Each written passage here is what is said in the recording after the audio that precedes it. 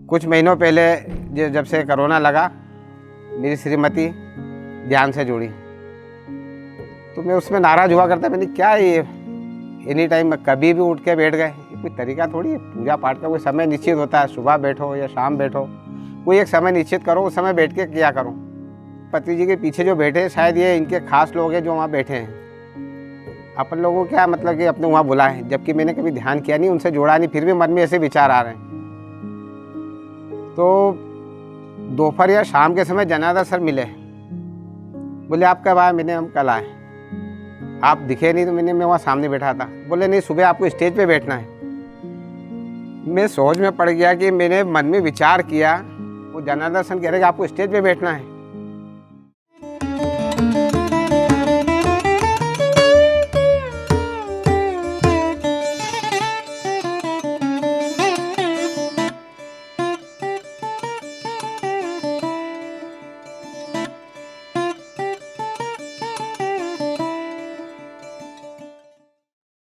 जी नमस्ते, मेरा नाम अशोक भावसार, इंदौर मध्य प्रदेश का निवासी हूँ। और पिछले 11 महीने पहले मैं अपनी बेटी के माध्यम से पत्री सर से जुड़ा था। तब मुझे ऐसा कोई एहसास नहीं था, ऐसा अनुभव नहीं था कि मतलब क्या होता है ध्यान। पूजा पाठ में नियम से करता था और बचपन से करते आ रहा हूँ। तो बेटी ने जब मुझे बुलाया तो पहले तो मना किया, मैंने अवॉइड किया उसको। बेटी ने जीत किया, बोले नहीं आपको आना पड़ेगा। तो उसकी जीत के कारण मैं बैतूल आया, बताया कि ऐसी बात है, पत्री सर है, आने वाले हैं, आपको उनसे मिलना है। उसके कुछ अनुभव कुछ अलग ही थे।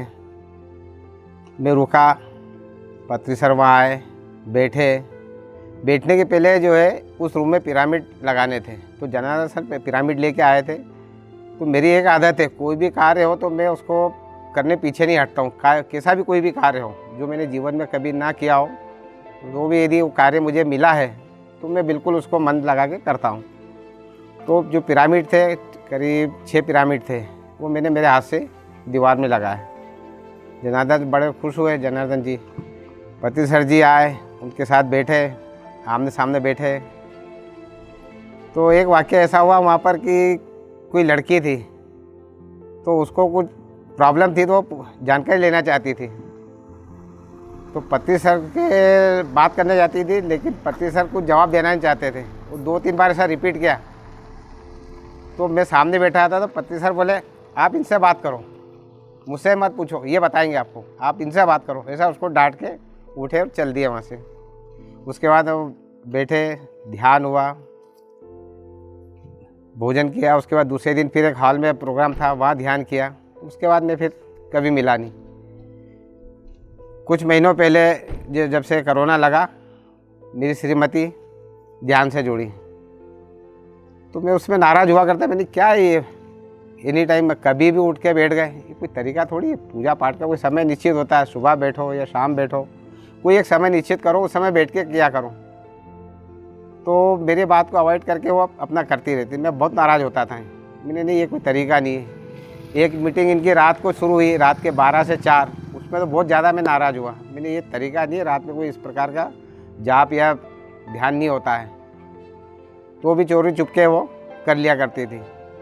करते करते पूरा लॉकडाउन हो गया और मेरा जीवन शुरू से ही सामाजिक कार्य में रहा। सामाजिक कार्य में करीब 25 वर्षों जुड़ा हूँ और सतत लगा रहा हूँ। सामाजिक कार्य, समाज में ऐसे ऐसे काम किए हैं कि जो असंभव जैसे थे।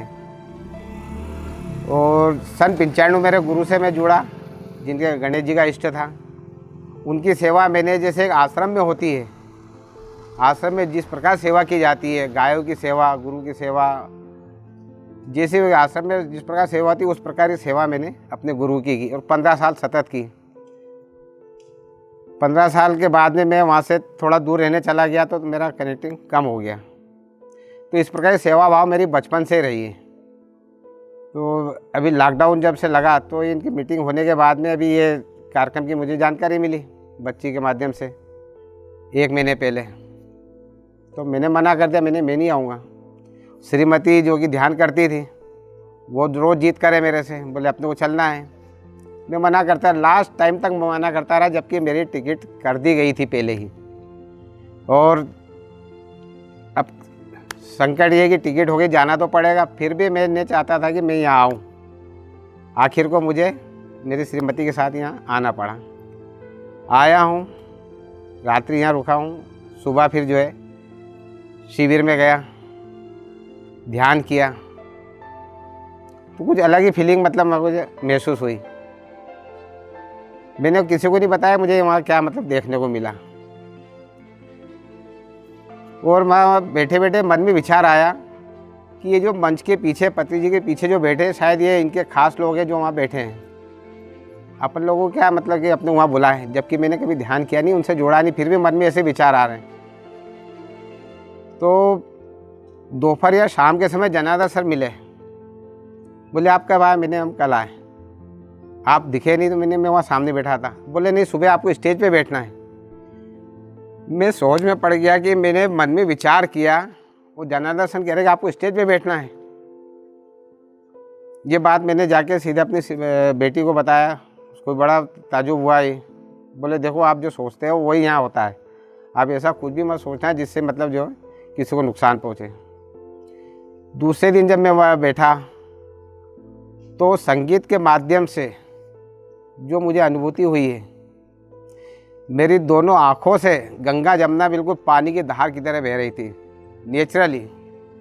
दोनों आँखों से, नाक से, मतलब टोटल ऐसे एक धार सी लग गई थी। उसमें मैंने शिव तांडव नृत्य देखा, शिव जी नृत्य कर रहे हैं, पार्वती जी आई जिनकी मैं आराधना करता हूँ, माता जी की सेवा करता हूँ, वो सब सीन मेरे सामने जैसे पिक्चर की तरह चल रहे हैं। आंखें बंद और मेरे आंखों से आंसू सतत बह जा रहे हैं। उसके बाद राम जी आए, शिव जी राम जी का मिलन हुआ, मतलब ऐसा लग रहा है साक्षात मैं ब्रह्मांड में चला गया हूँ और सारी पिक्चर मेरे सामने हो रही है और मैं सामने बैठ के देख रहा हूँ और मेरे आंखों से वो मिलाप देख के आंसू का सैलाब रुक ही नहीं रहा है। वो जाके फिर मैंने अपनी बच्ची से शेयर किया, तो बोले देखो आपको कैसे अनुभव हो रहा है। फिर नेक्स्ट डे हम लोग जो है, कुछ हमारा प्रोग्राम ही नहीं था, हमारा प्रोग्राम था रामानुज जी, अपने रामानुज फिल्मी सिटी जो बनी है वो देखने का, और एक जगह और प्रोग्राम था, वो था हमारे प्रोग्राम थे। और यहाँ पर एक ट्रिप तैयार हो रही थी जो कि अनेक पिरामिड देखने के लिए, जैसे कि जगन्नाथ गट्टू, करनूल, जो आश्रम है, ये सब की एक ट्रिप तैयार हो रही थी। तो हमने कहा अपना तो कोई जाने का है नहीं, ये लोग बस से जा रहे हैं, हमको भी ऑफ़र किया कि आप भी चलो, तो हमने मना कर दिया, नहीं हम लोग नहीं आ पाएंगे। सुबह अचानक नाश्ता करने के बाद प्रोग्राम बन गया कि चलो अपने को भी चलना है। तो बस से न जाते हुए हम स्वयं अपनी कार से इनके उसी बस के साथ में हम लोग गए। तो सारे पिरामिड में अलग अलग अनुभव किए मैंने, और मैं गणेश जी का और हनुमान जी का नित्य मतलब जो है पाठ करता हूँ। तो एक स्थान जो 18 पिरामिड ओमकारेश्वर, वहाँ सबसे पहले मैंने हनुमान जी के दर्शन किए। तो मुझे ऐसा लगा कि साक्षात हनुमान जी बैठे, यहाँ कोई मूर्ति नहीं है। ये मैं स्तब्ध रह गया देखकर। वहाँ के बाद अच्छा कोई नहीं, हम लोग ही थे, मैं और हमारे दामाद जी, हम दोनों ही साथ में। वहाँ से चलकर हम तो जब आगे बढ़ते हैं तो मैंने गणेश जी की प्रतिमा वहाँ पर देखी जो कि ध्यान मुद्रा में थी। मैंने अभी तक किसी प्रतिमा नहीं देखी कहीं। मैं गणेश जी का मतलब मैं नित्य ध्यान करता हूँ, और मेरा बचपन से ही, मेरा जो जन्म भी हुआ है उनकी तिथि में ही हुआ है, इसलिए मैं बचपन से ही गणेश जी का ध्यान कर रहा हूँ। तो उनकी जब मूर्ति देखी तो मैं स्तब्ध रह गया। वहाँ मैंने खड़े रह के मेरे फ़ोटो उतरा है। उसके बाद में जब हम लोग वहाँ सब लोग आगे, पूरे बस के लोग, उनके साथ हम लोगों ने भोजन किया। भोजन करने के बाद में मैं पहले तो जहाँ पिरामिड में गया वहाँ जाके बैठा, ध्यान भी किया मैंने। लेकिन यहाँ पे पिरामिड 18 पिरामिड थे ओमकारेश्वर में।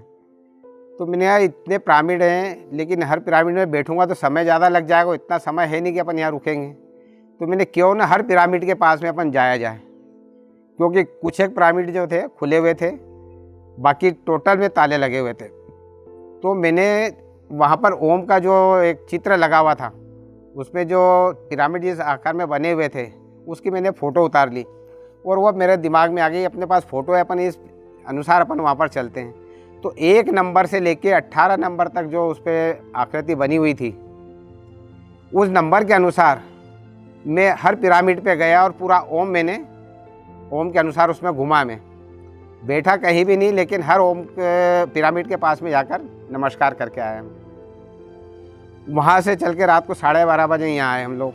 सुबह जो है रात को लेट सोने की वजह से शिविर में 5 बजे के बजाय 6 बजे पहुँचा मैं। 1 घंटा लेट हो गया था मैं।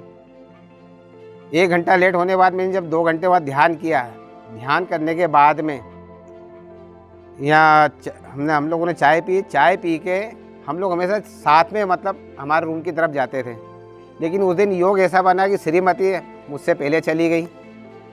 हमारे समधी साहब थे और हमारी बेटी, वो दोनों साथ में उसके बाद चले गए।